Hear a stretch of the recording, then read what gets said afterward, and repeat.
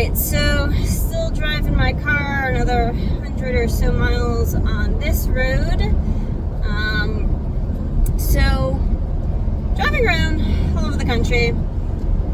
It's kind of cathartic at some times, and I was just kind of thinking about it's like, you know, passing this like roadkill and livestock and all different kinds of people and desert and farmland and trees and it's just so big, and you know, there's so much out here in the whole country, and it's like, you know, so much going on. All these people and animals have lived and died and done their lives, and you know, it's so big. There's just so much out here, you know, big picture kind of thinking.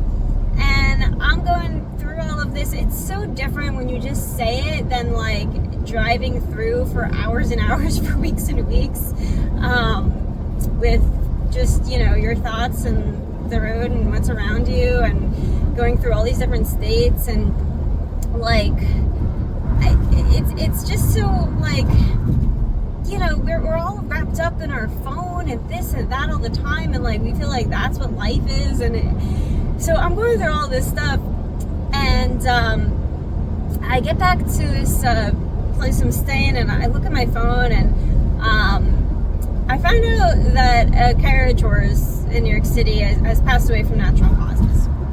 And like, there are politicians up in arms about this. Object on road reported ahead. Regular everyday people that are like so upset about a single horse in New York City, or even a couple horses. When you have all this out here, what are you doing?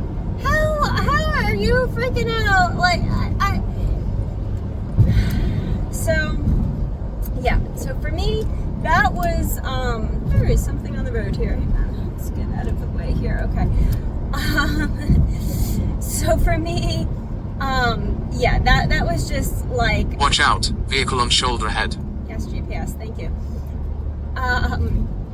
You know, how is the whole world focused on a couple of horses in New York City, and they're holding protests and rallies and all this focus? So the preliminary report on that necropsy done on that horse came out. That office and the vet that you know examines that horse, everyone said there's no wrongdoing. This could not have been prevented. You know, whether the horse was pulling a carriage or not, whether the horse was in the city or one of these country areas where I've been going through, or you know, this would have happened. Unfortunately, this was that horse's time.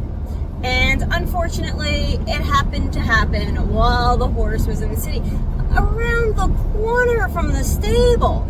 Had this happened as soon as the horse got into the stable, probably about 3 minutes later, it would have been on the news. People would have just been like, you know, they would have filled out the paperwork and gone to the health department and been like, you know, this happened to my horse, and that would have been it. But because it happened to be just around the corner before the horse got there, it was blowing up all over. People were like saying it was because of heat, or like that it was because the horse overworked. The horse did 2 rides that day, wasn't even out the whole shift, was not that hot that day. And the horse, again, was only in the city, I think 2 months, something like that. So again, it was a new horse. And as I've said before, when you don't have the full history of that horse's health and all of that, typically this kind of stuff happens when you have a newer horse. You have, you know, the very small handful of incidents and things we've had over the years, almost always a new horse. Because you just don't know yet. And so that's why these things will happen. There will always be new horses. There will always be unknowns with them. A vet did check out that horse, a very reputable vet. And this isn't something that you can, you know, just tell. I mean, people get how many cats and dogs all the time, or happens to human beings, that, you know, they have this undiagnosed cancer. That when you go to your doctor for a checkup, they're not like checking you out and like, oh yeah, you got cancer. Like, that's not how it works. Until you have some kind of symptom or some kind of thing that comes up, you can't just like detect these things all the time.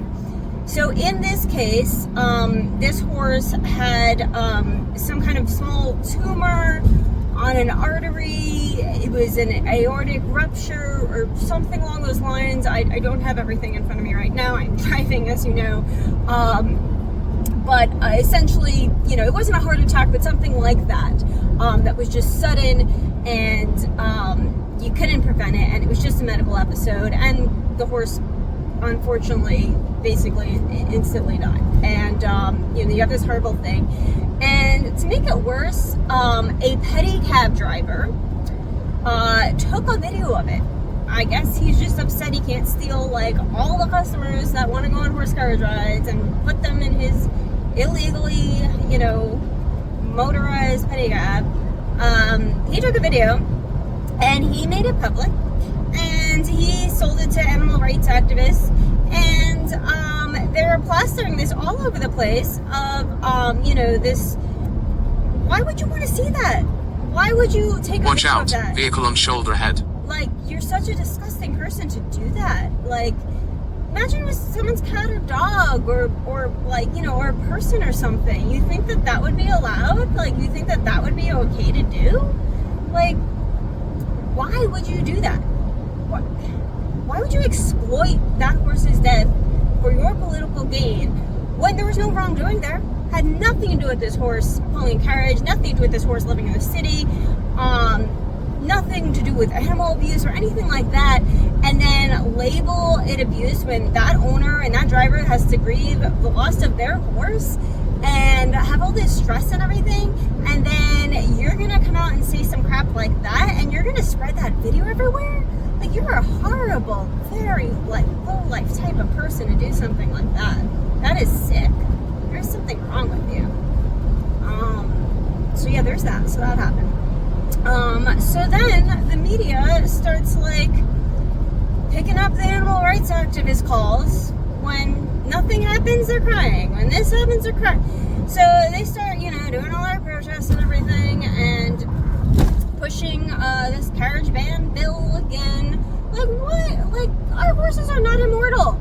Every single one of their horses, my horse included, are unfortunately going to die sometime. Just like every freaking person, just like every animal rights activist, just like every puppy, every single freaking animal there is. So yeah, how many deaths are there going to be? How many times are we going to do it? We have to end this. End death? You're going to just end animals from dying. And all these things they say, yeah, eventually every single one of these horses is going to die. And 99% of the time has absolutely nothing to do with them being a carriage horse, with them being in the city, and it's just going to happen eventually. They don't live forever. So are we going to do this every single time every single one of these horses passes? And then you're going to say that none of the other horses can work because these horses weren't immortal. Like, it's just so ridiculous, and the ignorance behind the council members pushing this and coming out and whining about this.